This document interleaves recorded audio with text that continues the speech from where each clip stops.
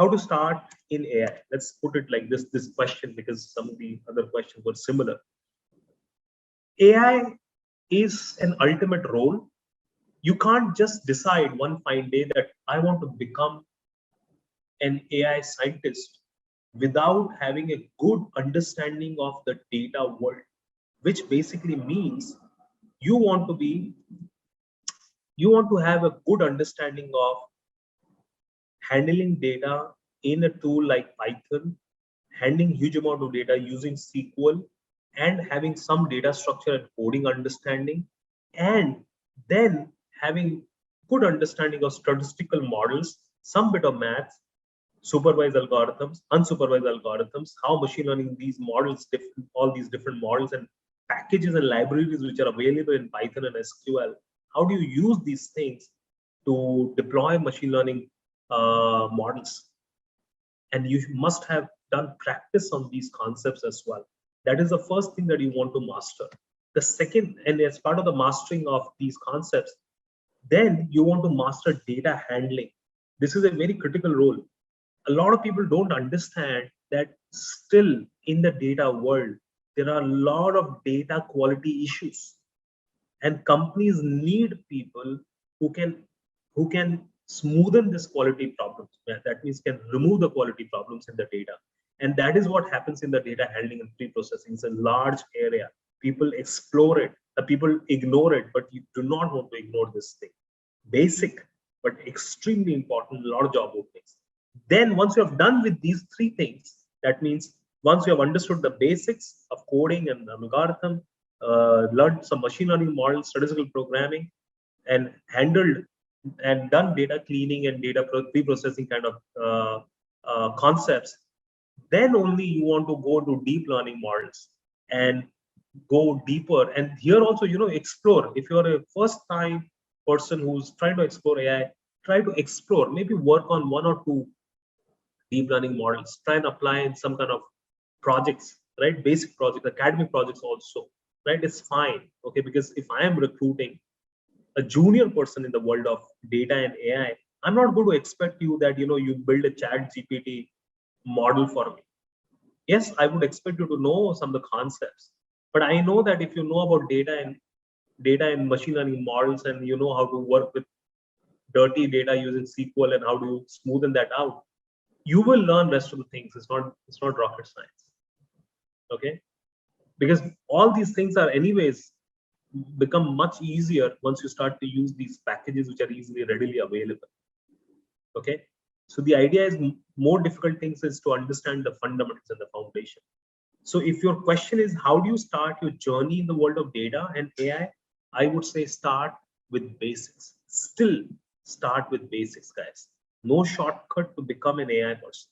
There is no shortcut at all. It's a journey. Okay, believe me, if somebody else says anything that, hey, you will go through a chat GPT prompt engineering course and become an AI engineer, that is wrong.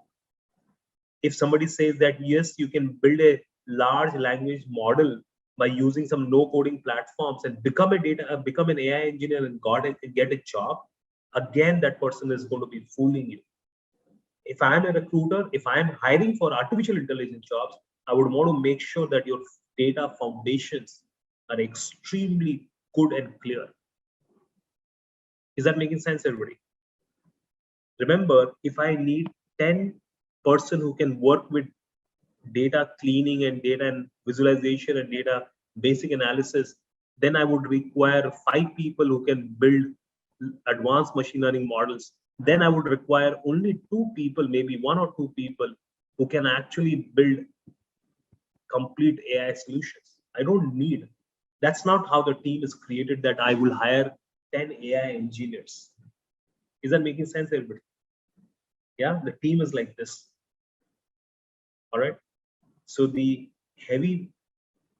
large amount of jobs are at the foundation level. Okay. That is the first phase, guys. Okay, only the first phase. The second phase, very important, is to gain some kind of practical experience. For example, in Ivy, we offer internship experiences and projects for almost every module to our students. We give that an opportunity. We have research projects almost in every module. Research projects are in addition to the case studies that we do as part of as part of each module. For example, even if you're learning data cleaning and data manipulation using SQL, which is considered to be one of the initial modules, course modules that we do 7 to 8 industry case studies, and then we do 2 research projects. Research projects are projects which you do by yourself. Case studies are real life business problems that faculty, let's say if I'm an instructor, I will do those cases as part of the program. I'm going to make you first understand the concept, then I'm going to give you case studies which are real life business problems. You solve them, then we have a debate and discussion and doubt clearing on those case studies. But the research projects you do yourself. You are working on it, and when you work on these research projects, you gain practical experience along with some kind of internship that we provide to our learners. When you do so, that's when you get practical experience, okay? Because that's when you get an opportunity to work on the real life projects as much as possible. By the end of our program, students have had an opportunity to work on 40 plus real life cases by different companies: Uber, Microsoft, Accenture, Genpact, Google, and so many cases, and 10 plus research projects. You have the opportunities to work on it, and then at least 3 plus internship projects. Now, of course, I mean, people end up getting jobs before they end up doing also so many of these things. But remember, the second phase is to showcase that, to actually gain practical experience. Once you have worked on these cases and projects, you would want to put them onto GitHub. You would want to create LinkedIn videos, short project videos. You want to make yourself viral. And that's the next thing that we always recommend our people, that become your own marketer. The best salesman for your own skill is you, nobody else. Remember, we train people on how to build a resume, which is like a portfolio, right? Where the focus is on the hard skills. I'm a firm believer that as a young person, your resume should focus on hard skills. Forget about soft skills. Soft skills, the company will assess during interview. Of course, you need soft skills, otherwise you'll not be able to clear the interview.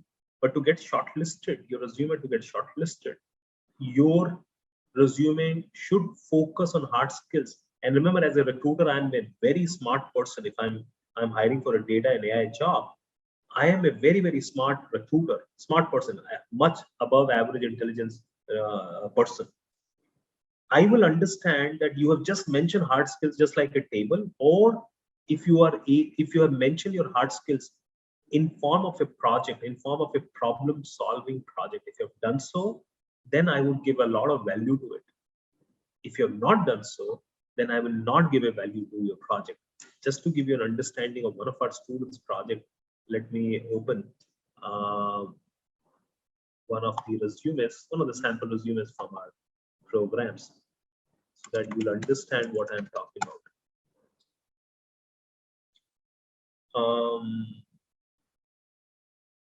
Right.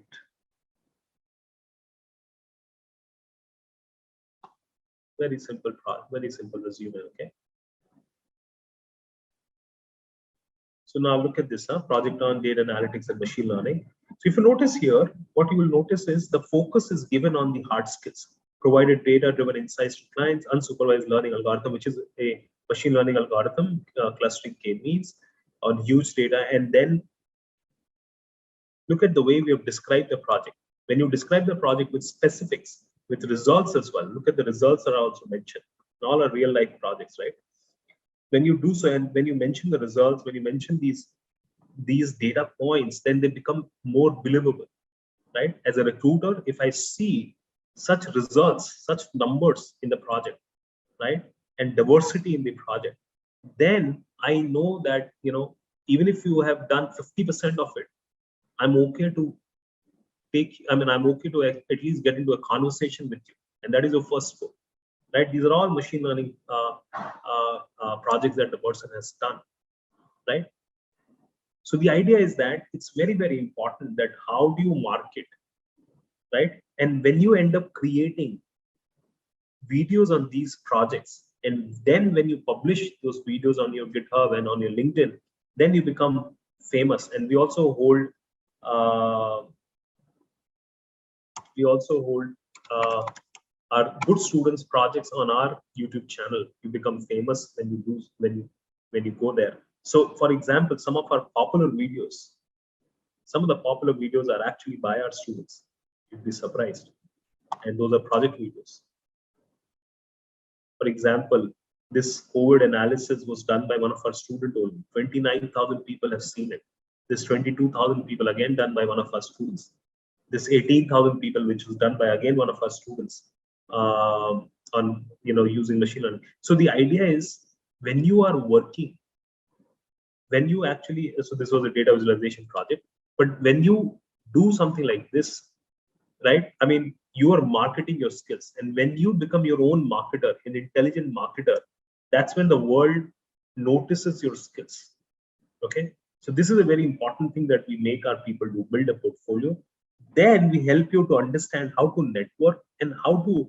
So I, in fact, take a class as part of the program where I give you specific 5 steps to search for the jobs. And those, believe me, if you follow those 5 steps to the T, it is impossible that you will not be able to crack your first job. And it is a hard work. It's a good hard work. I can tell you from my own experience of my master's in 2004, when I was graduating from my master's. I remember I had applied to 450 companies for internship.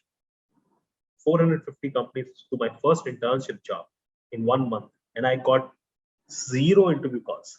Zero interview calls. Now, I was in the US. I was a computer engineer. I was doing a master's from a US, one of the top 30 schools in the US. Yet I did not get a single interview call for my internship. I realized the mistake that I had done while I was looking for a job, a very simple mistake, that I sent one common resume to everybody. That never works.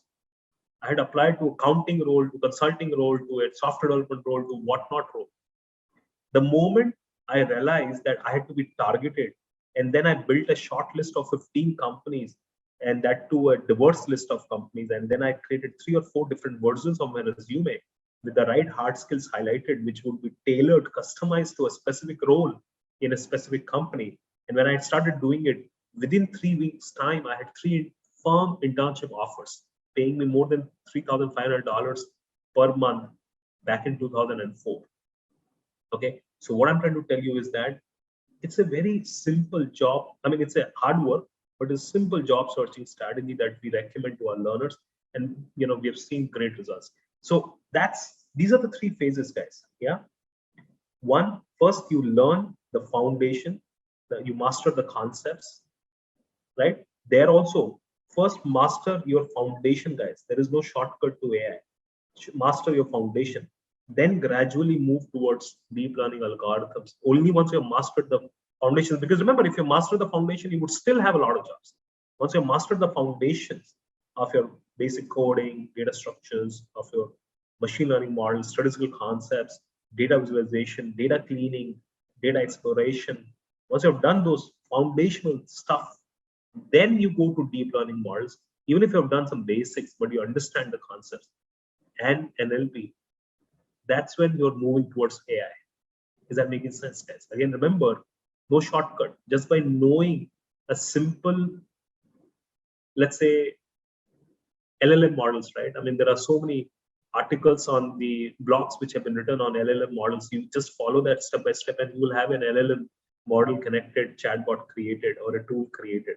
But when something is so easy, then there is no value to it. Believe me. The more difficult thing is the background algorithm, and that's where most of the jobs are, right? So you want to build your foundation strong, go step by step, no shortcut to AI, right? Once you have done that, then you want to get practical experience by having worked on. You want to build a portfolio. You want to work on projects which are as real time, as real life as possible, as much as possible. Hard work again, guys. Okay. When I say 40 plus cases, 10 plus research projects, so many internship, it is pure hard work. People forget about watching Netflix, Prime, cricket for 6 to 9 months continuous. They devote all their weekend, all their free time do our courses, then only there is a success, guys. No shortcut again. You can't say that, no, I will watch Netflix for 10 hours a week, but I will give to the program only 6 hours a week. Then Netflix will give you more result. Maybe you can become a media critic, movie critic, but you cannot be able to become a good data and AI person. So, it's a choice that you make. Are you devoting most of your time to something that you're passionate about or not? If you are, then you will get result. There are a lot of openings. Okay. Then you want to become your own marketer. You want to be smart about it. And the last very important tip that I always give to my learners is, remember, there is no end to learning. You can ask me, in 2003, the first time when I heard about anything to do with data, it was called as decision sciences back then. We were completely new to it. And from that year, 2003, now we are in 2023, 2 decades. I have seen decision sciences becoming data science, decision science is becoming analytics becoming data analytics, business analytics, data analytics becoming data science, right? And now from data science to artificial intelligence, right? And with so many sub branches in it. So I've seen this industry transforming in the last 2 decades. And I can tell you, if I had stopped learning, then I would not be where I am today. Okay. So learning never stops. That's the thing about the world of data and AI. Something new will come every few weeks, maybe every week. You have to keep yourself updated. You have to keep constantly reading. Again, as I said, the more time you devote to reading and understanding about the world of AI, the more fascinated you'll become and the more aware you'll become.